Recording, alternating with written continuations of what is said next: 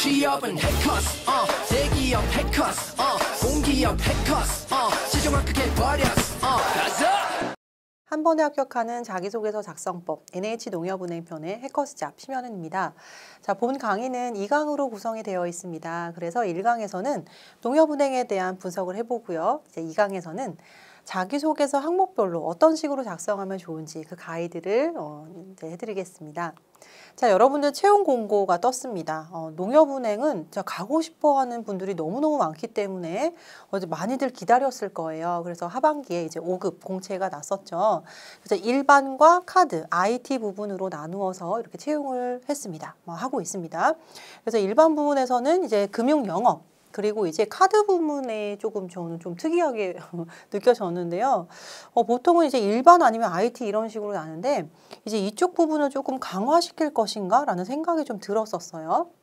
다음은 우대사항입니다. 여러분들 이 우대사항을 보시면은요, 공통적인 부분인데 좀 눈에 띄는 부분들이 있죠.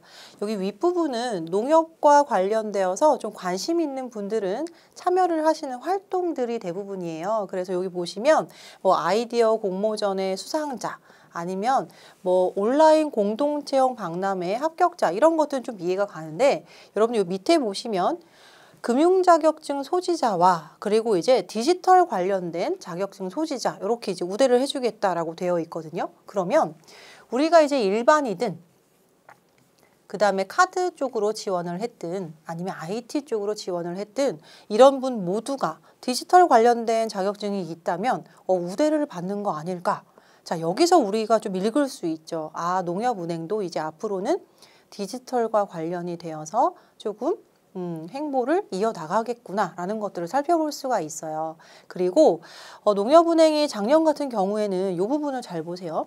신용분석사 같은 것들을 좀 우대를 해줬었는데 올해는 이제 이게 CDCS로 좀 바뀌었습니다. 그래서 신용과 관련된 부분들이 사실은 정책적으로도 약간 정책금융이라든가 기술금융 같은 것들을 좀 확대를 하라라고 얘기를 했기 때문에 좀 대출 같은 부분들을 판별할 수 있는 이런 눈들이 좀 필요한데요. 이거를 조금 더 고급화시키지 않았나라는 생각이 조금 들었어요.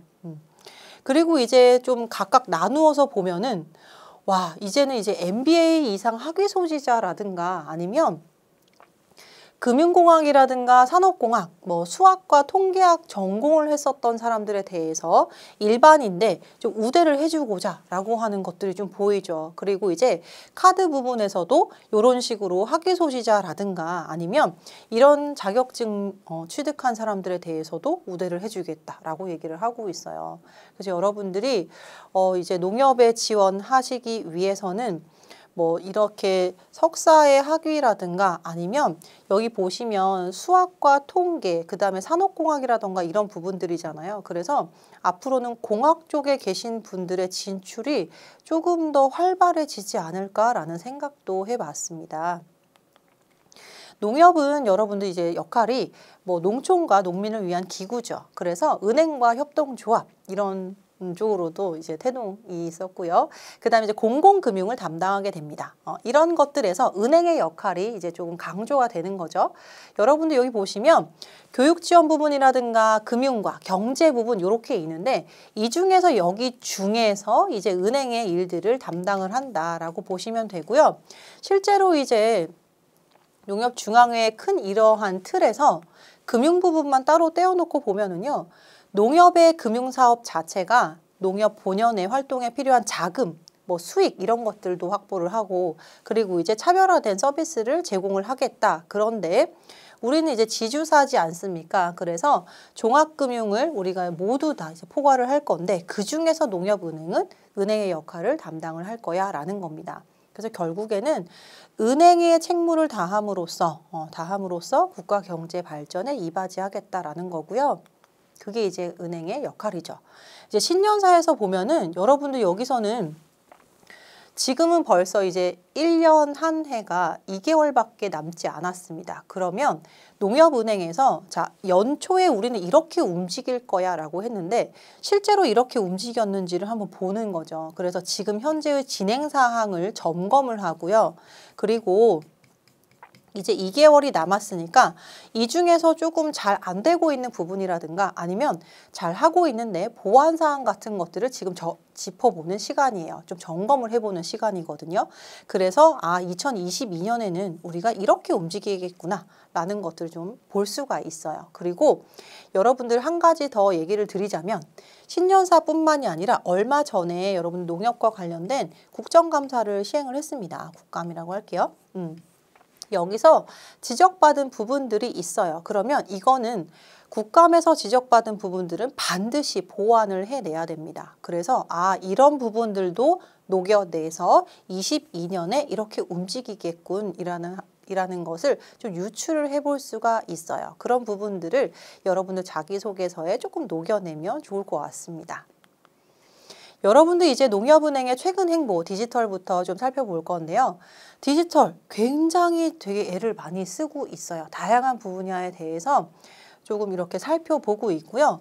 삼성전자와 협업으로 디지털 금융혁신 꾀하고 있습니다. 이런 생태 조성을 마련하고 있고 그 다음에 이제 NH 빅스퀘어, 그 다음에 NH 자산 플러스 이런 것들로 기존과 신규에 대한 사업들, 미래 금융 수요자들에 대한 이런 서비스 지원 이런 것들 행하고 있고요.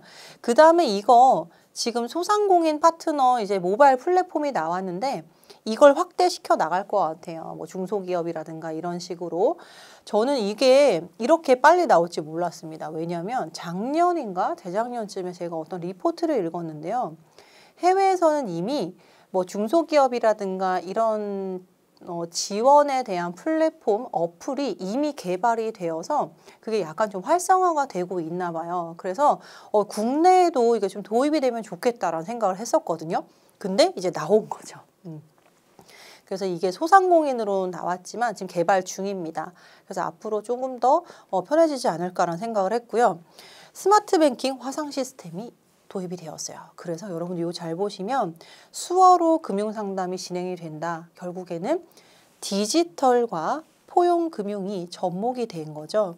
그래서 이런 실천을 보고 남들이 하지 못하는 것들 혹은 남들이 조금 보지 못하는 것들도 사각지대에 계신 분들도 이렇게 면밀히 신경을 쓰는구나라는 생각을 많이 했습니다.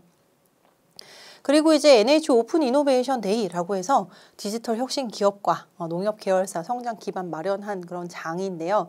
최대 규모라고 이제 얘기를 하죠. 그리고 이제 농촌 학생들을 위한 온라인 금융교육 플랫폼도 만들었습니다. 이거 저도 같이 하면 좋겠다라는 생각을 좀 많이 했는데요. 실제로 이런 것들이 되게 많이 필요해요. 저도 이제 금융교육을 조금 좀 시행을 하고 있는데 실제로 가서 이제 아이들과 교육으로 이제 얘기를 하다 보면 놓치고 있는 부분이라든가 잘 모르고 있는 부분들 이런 것들이 조금 덜어 있어요. 이거는 농촌을 떠나서도 약간 그렇고요.